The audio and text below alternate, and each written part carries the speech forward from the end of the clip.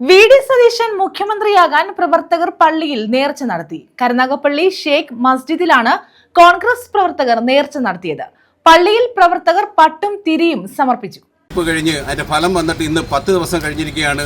ഒരു മുഖ്യമന്ത്രിയെ തിരഞ്ഞെടുക്കുന്നതിന് വേണ്ടി കേരളത്തിലെ നേതാക്കന്മാരും ഹൈക്കമാൻഡും വളരെയേറെ ചർച്ചകൾ നടത്തിയിട്ടും നാളിതുവരെ ഒരു മുഖ്യമന്ത്രിയെ പ്രഖ്യാപിക്കാതെ ഇരിക്കുന്നതിൻ്റെ പ്രതിഷേധമായിട്ട് ഞങ്ങൾ കരുനാഗപ്പള്ളിയിലെ വട നയിച്ച നമ്മുടെ കേരളത്തിൻ്റെ പ്രതിപക്ഷ നേതാവ് വി.ഡി. സതീശനെ മുഖ്യമന്ത്രിയാക്കണമെന്ന് പ്രാർത്ഥിച്ചുകൊണ്ട് കരുനാഗപ്പള്ളി ഷേഖ് മജീദ് പള്ളിയിൽ ഞങ്ങളുടെ കൂട്ടായുള്ള ഒരു പ്രാർത്ഥന നടത്തുകയാണ്. വി.ഡി. സതീശനു വേണ്ടിയാണ് കരുനാഗപ്പള്ളി ഷേഖ് മസ്ജിദിൽ നേർച്ച നടത്തിയത്. വി.ഡി. സതീശൻ മുഖ്യമന്ത്രിയാകണമെന്ന പ്രാർത്ഥനയുമായാണ് കോൺഗ്രസ് പ്രവർത്തകർ ഷേഖ് മസ്ജിദിൽ നേർച്ച നടത്തിയത്. പട്ടും തിരിയും നേർച്ചയായി സമർപ്പിച്ചു. പ്രാർത്ഥനയും നടത്തി.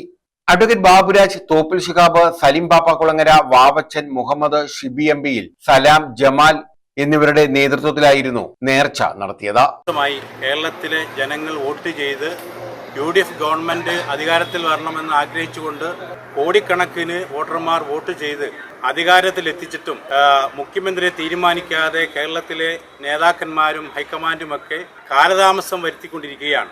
ഇനിയും താമസിച്ചാൽ ഇത് ഈ പ്രസ്ഥാനത്തോട് കാണിക്കുന്ന ഏറ്റവും വലിയ അനീതിയാണെന്ന് തിരിച്ചറിഞ്ഞുകൊണ്ട് കേരളത്തിലെ പടനായകൻ ശ്രീ വി.ഡി. സതീശൻ കേരളത്തിന്റെ മുഖ്യമന്ത്രിയാകണം എന്നുള്ള ആഗ്രഹം ഉന്നയിച്ചുകൊണ്ട് കോൺഗ്രസിന്റെ പ്രവർത്തകരായ ഞങ്ങൾ കരുനാഗപ്പള്ളി ഷേഖ് മസ്ജിദിൽ ഒത്തുകൂടുകയും ഇവിടുത്തെ ഏറ്റവും വലിയ പ്രാർത്ഥനയായ പട്ടും തിരിയും നൽകിക്കൊണ്ട് കേരളത്തിൻ്റെ ഒരു തരത്തിലും ഒരു അടിയറവും വെക്കാത്ത നിലപാടിൻ്റെ രാജകുമാരൻ ശ്രീ വി.ഡി. സതീശൻ കേരളത്തിൻ്റെ മുഖ്യമന്ത്രിയായി ഇന്ന് ഹൈക്കമാൻഡിൻ്റെ ചർച്ച നടക്കുകയാണ്. ആ ഹൈക്കമാൻഡിൻ്റെ ചർച്ചയിൽ പങ്കെടുക്കുന്ന മുഴുവൻ ആൾക്കാർക്കും അവരുടെ മനസ്സിൽ തീർച്ചയായും ഇവിടുത്തെ തെറ്റിദ്ധരിപ്പിക്കുന്ന ഒന്നല്ല, തീർച്ചയായും വി.ഡി. സതീശൻ കേരളത്തിന്റെ മുഖ്യമന്ത്രിയാകണമെന്നുള്ള ആ ഉറച്ച നിലപാടുകൾക്കുള്ള ഒരു പ്രാർത്ഥനയാണ് ഞങ്ങൾ ഇന്ന് ഈ മസ്ജിദിൽ നടത്തിയത്. News bureau, Karunagappally.